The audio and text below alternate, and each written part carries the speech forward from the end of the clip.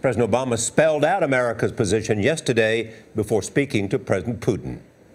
The proposed referendum on the future of Crimea would violate the Ukrainian Constitution and violate international law.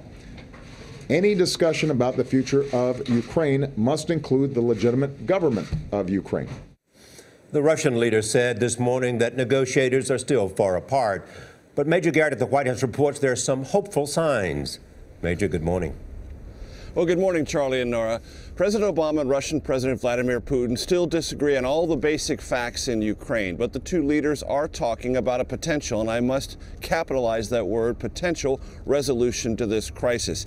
Now, there is no sign a deal is imminent, and obviously Russian forces in the Crimea give Putin substantial leverage. But the two leaders talked again Thursday, as you mentioned, Charlie, and for a second time in less than a week, President Obama outlined a possible way to put this crisis to rest. Three elements of that deal. Russia would accept the May 25th presidential election in Ukraine as the only viable election, not push for a referendum on secession in Crimea.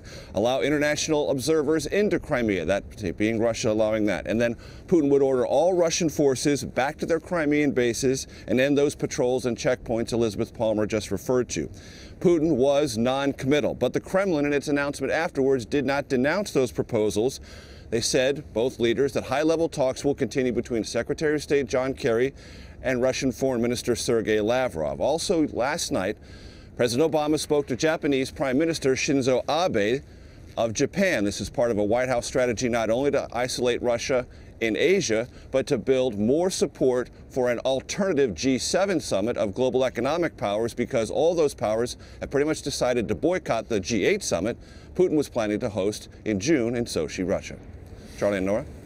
Major, thanks.